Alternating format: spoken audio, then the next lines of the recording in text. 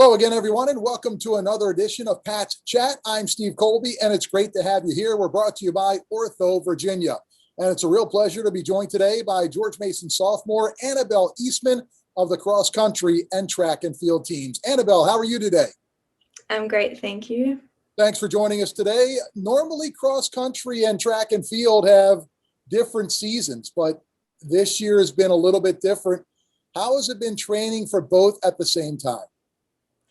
I've actually really enjoyed it. I think in the cross country season, we do a lot more distance and strength work. So it's actually really nice going into my events on the track, which are the 5K and the steeplechase, with a bit more extra strength from sort of hills and things like that. So, yeah. And you've had success in both of those disciplines with medals earned over the last couple of years here at George Mason. Take us through a typical day of training and what it's like for you. Every day is pretty different. We practice in the afternoons, so I'll run pretty much every day. Usually on a workout day, I might run in the morning as well, so do a double. But yeah, so a workout day, which is actually today, I might do sort of 4 miles in the morning, and then we'll get on the track in the afternoon and do some 1K reps or mile repeats, some body weight circuits afterwards. Yeah. Well, take us back to your early days in Melbourne, Australia. When did you start competing in track and field and cross country? When I was young, I did a whole heap of different sports. So I grew up near the beach, so I was doing a lot of swimming and surf lifesaving as well. So I was always running. When I was 11, I did my first state championship. That was probably my first big competition that I made the national team. So that was when I first really started to love the competitive side of running. And then, yeah, I kept going from there. Now, you and I were talking before we came on the air, but I want to circle back to that because your answer was so great. To what we were talking about is you're 25 hours by plane away from home from Fairfax, Virginia to Melbourne, Australia. How did you find your way to becoming a George Mason Patriot? Yeah, so I was obviously the whole college experience was very exciting for me. There's not really anything like it back in Australia, with being able to play sport at such a high level and have academics going at the same time. So yeah, that was very attractive for me, and obviously just being having the coaches reach out, saying that they were interested. Yeah, it was a risk I was willing to take. So yeah, it's been great. Can you tell us about your progress here at campus and how's it going for you over your first 2 years? Yeah, I think I've definitely settled in pretty quickly. The team and the coaches have made that a very easy transition. Everyone's just so welcoming, and I've loved my studies at the same time. So it's nice to have some other distractions away from training, and yeah, good social life as well. So in terms of competing, if you had to pick one or two moments from your time, and you still have a ways to go at George Mason, what would it be? I think one of my favorite moments would be from the A10 championships from outdoors.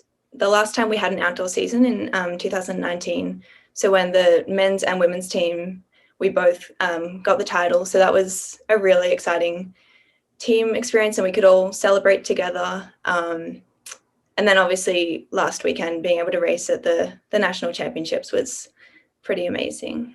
Now, I wanted to ask you about the NCAAs as well. You finished second in the Atlantic 10 in the 5K, the second fastest time in conference history in the 5K.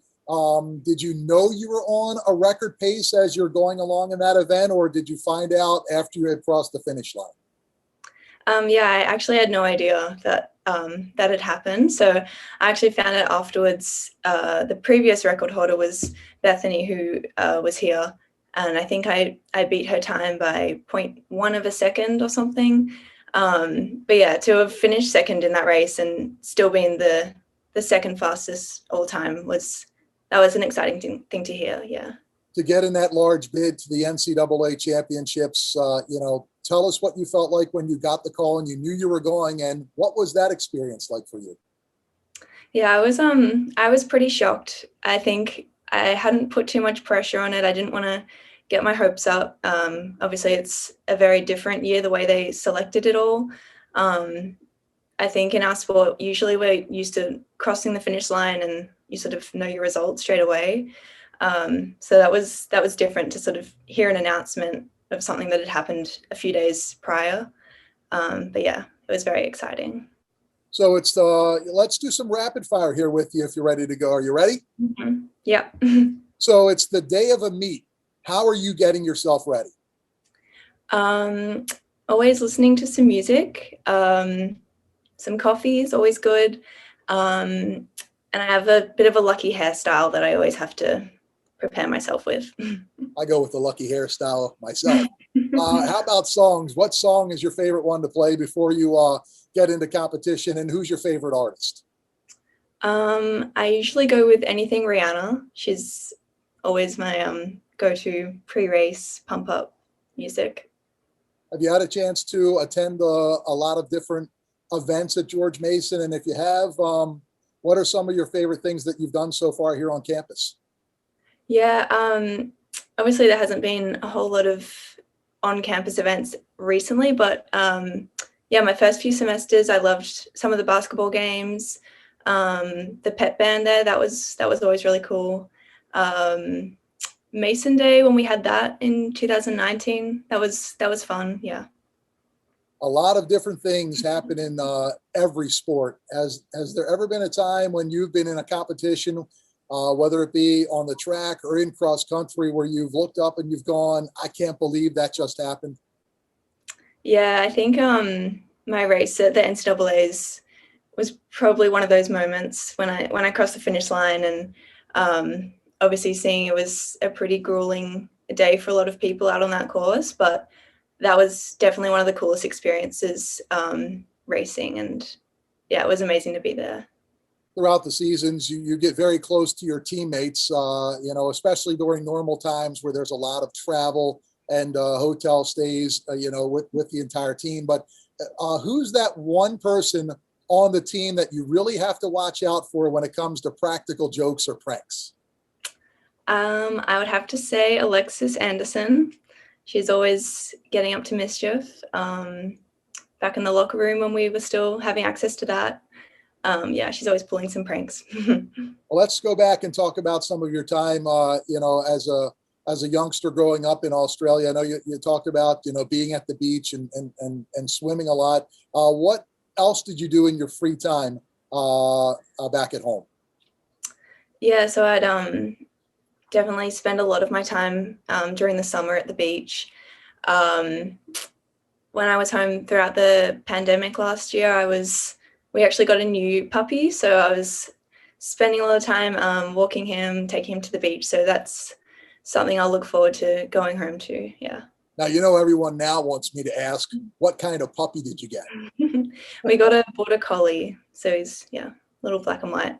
He's big now. He's big now. So for someone traveling to Melbourne, Australia for the first time, what's on that list of must see, must do, must try this food in Melbourne, Australia? The city is really beautiful. I love that the city is there's a lot to do in there, and then the beach is also really close. It's a good mix. So definitely seeing both sides there, depending on what time of year you go, I guess. But yeah, it's nice all year round, I would say. And food wise, I think I would say the coffee. It's not food, but everyone says Melbourne is a bit of a coffee snob place, so it's probably worth a try. What's the one food that you can't get here in the United States that you miss from home? I do actually have some with me. I brought some to the States, but Vegemite, it's quite an iconic spread on toast. It's got mixed reviews, I think, over here. So, but that's something I miss at home. Also in a very popular song from Australia as well. And one more thing for you in a rapid fire. What's the one thing that you don't want to hear your coaches say during a practice session? I think at the moment I would hate to have a 10K race sprung on me. So if they would ever just say I'm racing the 10K, I probably wouldn't be too happy, but we'll see in the future. That might be something I move into. Annabelle, it's been great having you here, and we hope you had a little bit of fun today. Thank you. Thanks for having me. This has been Pat's Chat, brought to you by OrthoVirginia, and we'll see you next time.